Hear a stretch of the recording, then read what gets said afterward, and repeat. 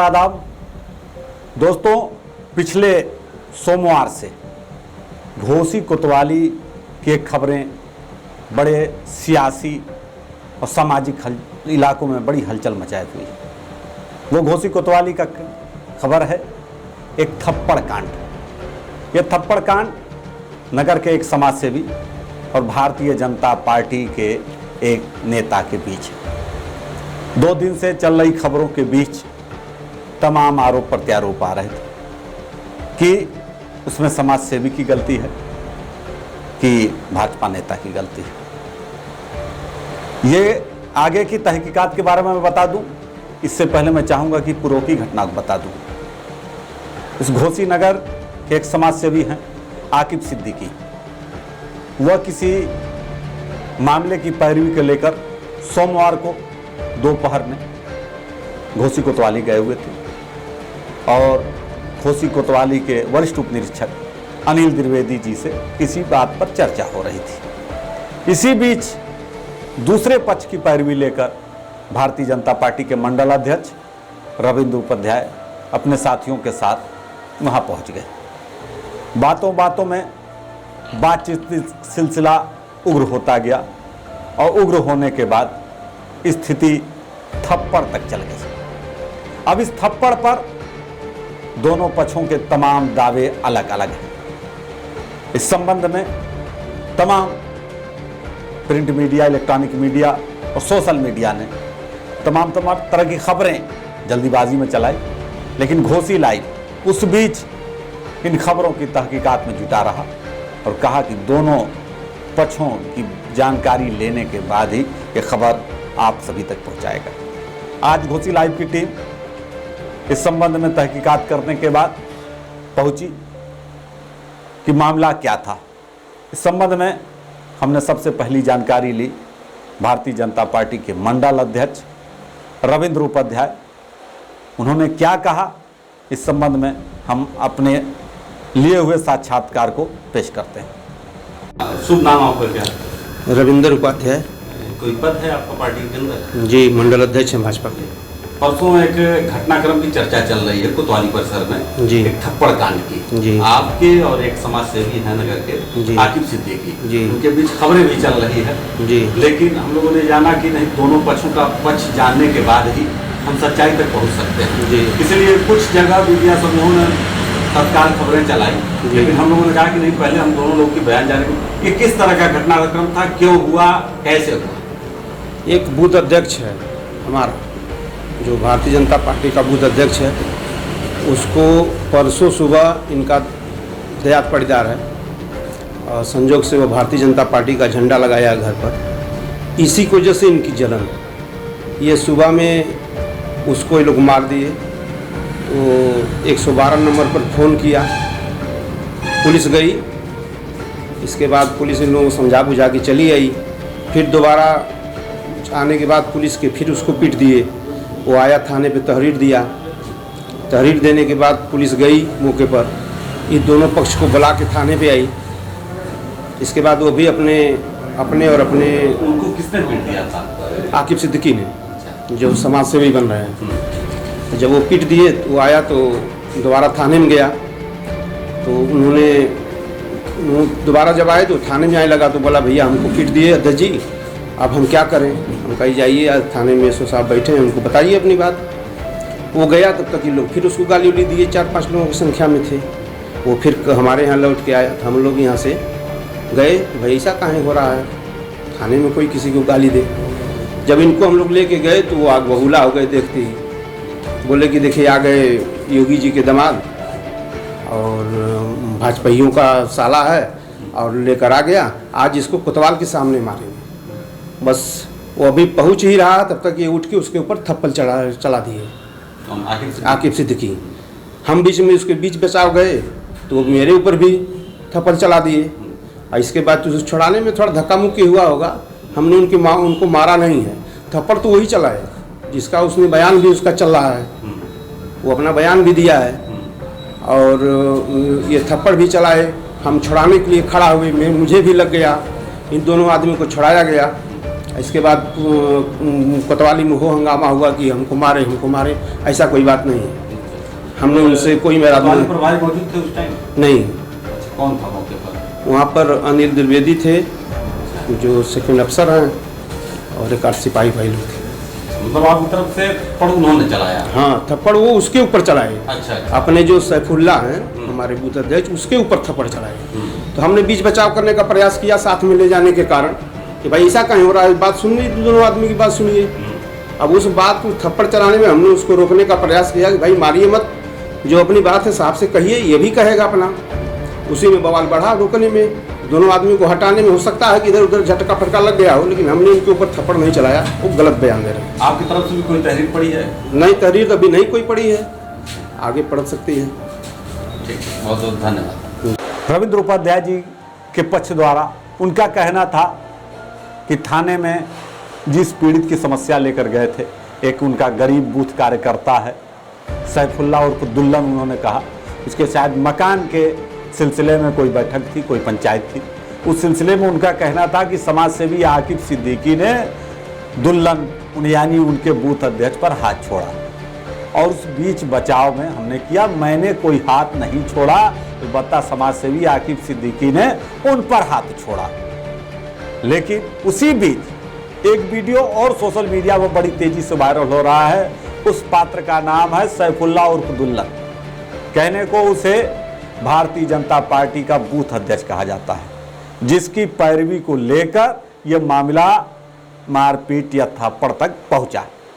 दुल्लन द्वारा जारी वीडियो में कहा गया कि घोसी कोतवाली परिसर में आकिब सिद्दीकी द्वारा उन पर थप्पड़ चलाया गया। रविंद्र उपाध्याय जी द्वारा कहना है कि ये थप्पड़ आकिब सिद्दीकी द्वारा उन पर चलाया गया। जब इस संबंध में आकिब सिद्दीकी से जानकारी, उन्होंने कहा कि रविंद्र उपाध्याय ने मुझ पर थप्पड़ चलाया। हमने आकिब सिद्दीकी से जानना चाहा कि आखिर इस बीच इस घटनाक्रम को आप क्या बताते हैं, उन्होंने क्या कहा, देखते हैं ये उनसे बातचीत के अंश।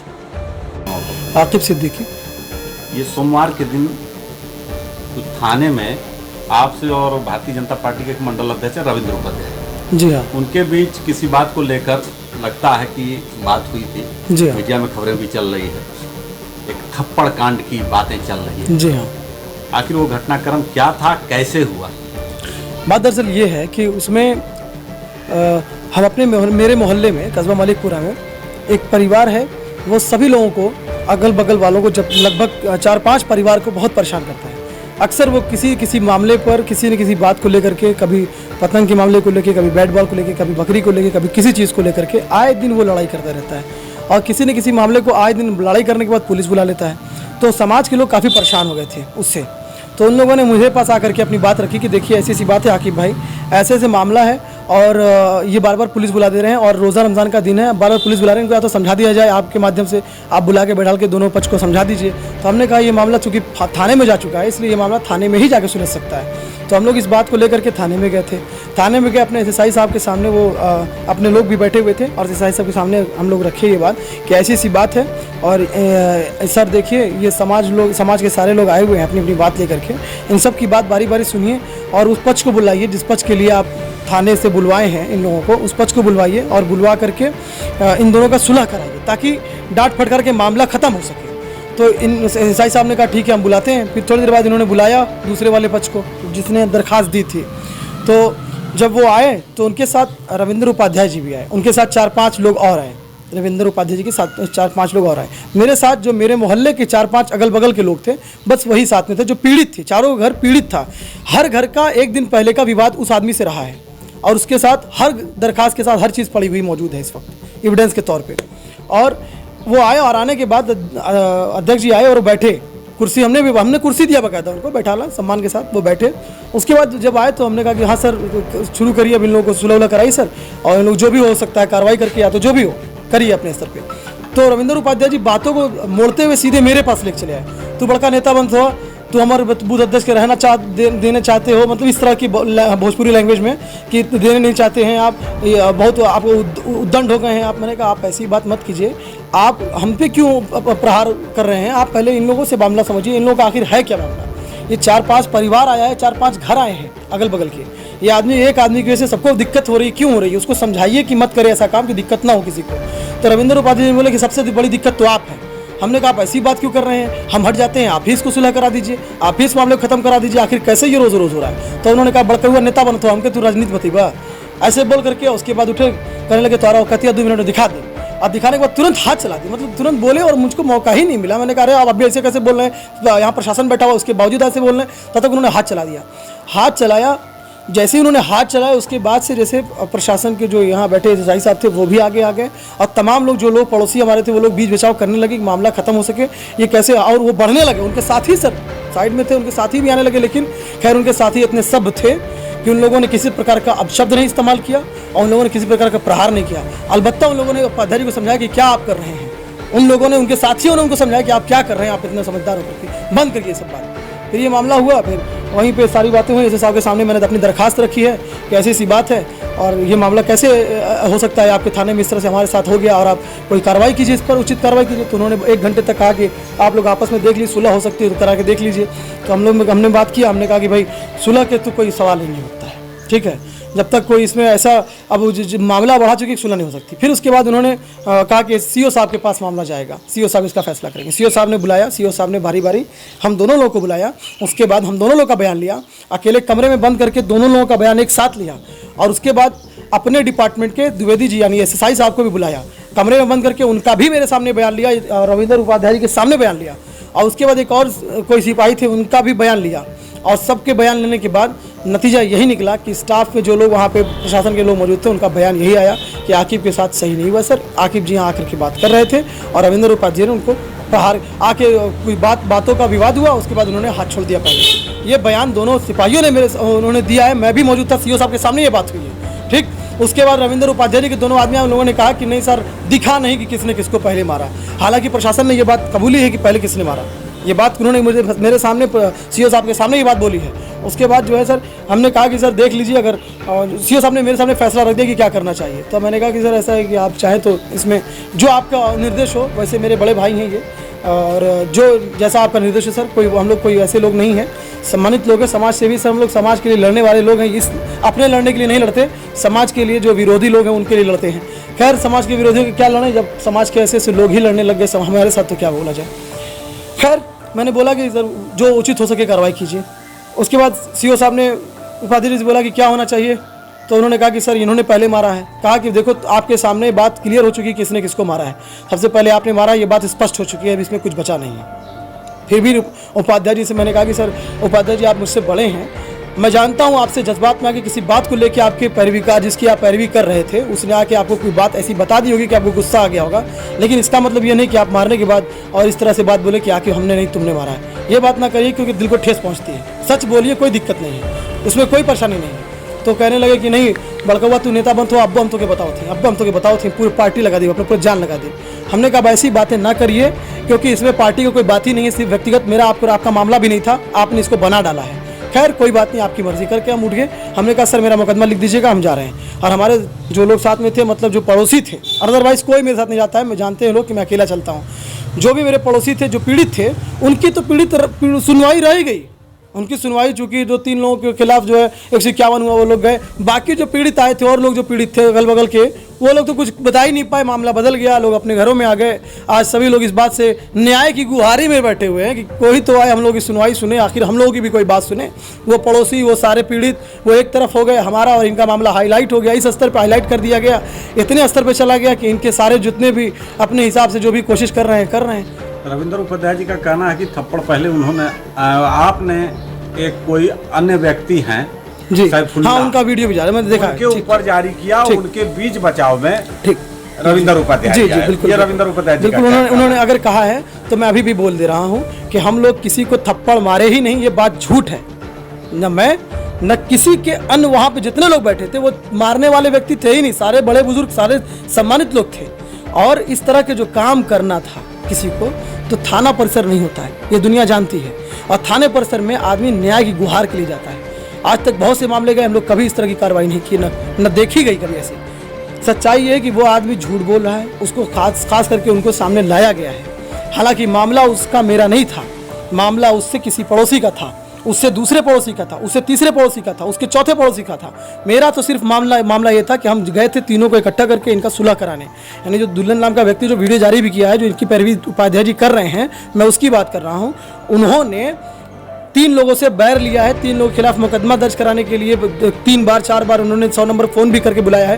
पूरा समाज उन्हीं के खिलाफ कैसे हो सकता है, ये बताइए मुझे आप। मामला जमीनी विवाद का कुछ बता रहे हैं। ज़मीनी विवाद का देखिए, वो मामला कोर्ट में चल रहा है, यही तो लोग समझ नहीं पा रहे हैं। वो मामला कोर्ट पर्सन में चल रहा है, उसका यहाँ से लेना देना कुछ है ही नहीं है। थाने परिसर से या किसी भी चीज़ से, किसी आम व्यक्ति से उसके कोई लेना देना है ही नहीं है। क्योंकि जो मामला ज़मीन का है, जो बता रहे हैं कि प्रधानमंत्री आवास योजना की बात जहाँ तक आ रही है, उसमें वीडियो में उन्होंने बोला है शायद कि आवास योजना, मैं आपको बताता हूँ, आवास उस ज़मीन पर हो सकता है जिस ज़मीन पर किसी प्रकार का कोई विवाद ना हो। हालांकि जो मुकदमा भी हुआ है उस ज़मीन पर मुकदमा है पहले तो, और जो मुकदमा हुआ है वो उन्हीं के यानी सैफुल्लाह के ही माध्यम से हमारे ऊपर हुआ है। उनकी ज़मीन वो बताते हैं और खुद मुकदमा भी करके उसी ज़मीन पे बैठे भी हैं और उसी पर सरकारी आवास भी लेना चाहते हैं। प्रधानमंत्री आवास योजना या माननीय मुख्यमंत्री आवास योजना ऐसे नहीं मिल सकती विवादित ज़मीन पर। उनको ये बात, और उनके जितने भी नेता उनको हम समझाते हैं तो वो लोग कहते हैं कैसे ना बनी कैसे ना, हम का सत्ता बना के दिखा जाएगी। तो ऐसे कैसे हो सकता है? कोई कैसे सरकार की नीतियों के खिलाफ चल के काम कर सकता है? इस घटना के संबंध में आपने कोई पुलिस में तहरीर? जी बिल्कुल दिया हमने और आगे देने वाले, क्योंकि उनका जी बिल्कुल मुकदमा हमारा दर्ज नहीं हुआ है हमारे ऊपर। अलबत्ता प्रशासन के माध्यम से कुछ मुकदमा दर्ज किया। मुझे अभी उड़ती हुई खबर मेरी सुनाई दी है कि प्रशासन ने मेरे खिलाफ मुकदमा, मैं तो प्रशासन के खिलाफ इस बात कहने को तैयार हूँ कि प्रशासन ने मेरे साथ न्याय नहीं किया है। जो मुझे न्याय चाहिए था, जो मेरे लोग जो वहाँ पीड़ित गए थे उनसे किसी ने बात तक नहीं की, मुझे उसका न्याय चाहिए। अभी मेरा न्याय तो अभी बहुत दूर की चीज़ थी। पहले तो उन पीड़ित का पहले सुन लेते, जिसकी सुनवाई के लिए हम लोग गए हुए थे, उसको तो किनारे कर दिया गया। उसके बाद मेरी भी सुनवाई नहीं हुई। आज देखिए नतीजा ये है कि सारे लोग हम आरोप प्रत्यारोप कर रहे हैं बैठ करके। हमारे पास इतना समय है कि हम आरोप प्रत्यारोप करेंगे, समझे आप। और ऐसे में मेरा तो मानना बस इतना है भाई कि जो भी प्रक्रिया चल रही है, जिसको भी जो चीज़ें चाहिए, मेरे पास सारा एविडेंस मौजूद है, कोर्ट का पेपर मौजूद है। जो मकान की बात है, कोर्ट का पेपर मौजूद है, मामला कोर्ट में चल रहा है, यहाँ कोई बात ही नहीं उनसे मेरी। हालांकि इससे पहले दुल्हन भाई कई मामले में लड़ाई कर चुके हैं और कई बार मैंने लोगों की सुलह कराई है। मैं खुद बैठ करके थाने में 2 पक्ष, यानी एक दुल्हन और दूसरा पक्ष मोहल्ले का कोई पड़ोसी, मैं उन लोगों की लड़ाई की सुलह मैंने अपने सुलहनामा हाथ से लिख करके कराई है, थाने में कई बार कराई है। यानी वो व्यक्ति कई बार लोगों से लड़ चुका है सिर्फ उपाध्याय जी के शय पर। मैं उपाध्याय जी से यही बोलूँगा, मेरा आपसे निवेदन है, ऐसे में किसी को इस तरह से शय न दीजिए कि जो अराजक बन जाए, समाज के लिए घातक बन जाए। इससे आपकी छवि पर भी लोग क्वेश्चन मार्क लगा देंगे। बहुत बहुत धन्यवाद। अब जिस तरह खबरें आ रही थी एक थप्पड़ की कि भाजपा नेता ने आम समाज सेवी पर थप्पड़ मारा, लेकिन अब जिस तरह की खबरें आने के बाद आ रही है कि भारतीय जनता पार्टी के मंडल अध्यक्ष का कहना है कि आकिब सिद्दीकी ने उन पर थप्पड़ मारा। आकिब सिद्दीकी का कहना है कि उन्होंने मुझ पर एक थप्पड़ रविंद्र उपाध्याय ने मारा, और तीसरा पात्र जो भारतीय जनता पार्टी का बूथ अध्यक्ष बताया जाता है वह कहता है कि मुझको थप्पड़ मारा गया। अब एक थप्पड़ की बातें जो मीडिया में आ रही थी, लेकिन अब 3 थप्पड़ की बातें आ गई। लेकिन बड़ा सवाल, ये लोकतंत्र में हो क्या रहा है? जो भी अपने को समाज सेवी कहने वाले और एक राजनीतिक कार्यकर्ता, राजनीतिक नेता की हैसियत रखने वाले, थाना परिसर में इस तरह की अगर मारपीट करते हैं, इस तरह उदंडता की बात करते हैं, तो एक सभ्य और मर्यादित समाज के लिए बदनुमा दाग है। और ये सब होता रहा कोतवाली परिसर में। एक थप्पड़ की बात करें, 3 थप्पड़। आखिर कोतवाली पुलिस क्या करती रही उस संबंध में? आखिर एसओ जो थाना प्रभारी हैं सचिदानंद यादव जी, उस मामले में उनकी क्या कार्रवाई? हम मीडिया की खबरों में आने के बाद देर शाम उन्होंने एक छोटा सा मुकदमा करके धारा 44 के उल्लंघन और लॉकडाउन का उल्लंघन का मुकदमा करके आकिब सिद्दीकी, रविंद्र उपाध्याय और 8 अज्ञात पर एक मुकदमा दर्ज कर अपने कार्यों की इतिश्री कर ली। लेकिन मुझे लगता है कि ये कार्रवाई नाकाफी है।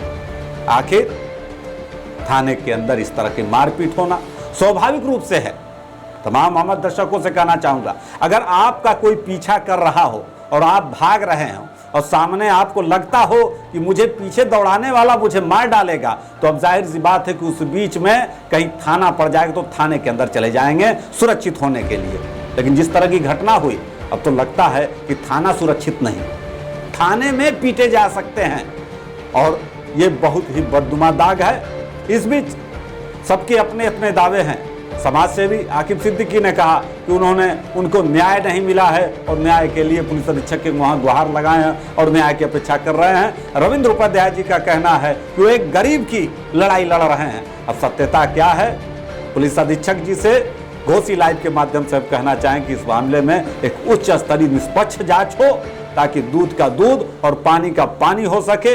इस घटना के साथ साथ मैं तमाम दर्शकों से निवेदन करूंगा कि फेसबुक पर चल रही अभद्र टिप्पणियों की लड़ाई को रोकें, घोसी का अमन शांति भाईचारा बना रहे। इसके लिए हम इस बीच अभी और तहकीकात कर रहे हैं। जैसे भी खबर छन के आएगी घोसी लाइव की टीम फिर से आपके बीच लाने की कोशिश करेगी। इसी के साथ आप सबका आभार व्यक्त करते हुए अपनी बात समाप्त करता हूं। धन्यवाद। Subscribe to our channel by clicking the subscribe button. Click the bell button and enjoy the latest uploads from our channel.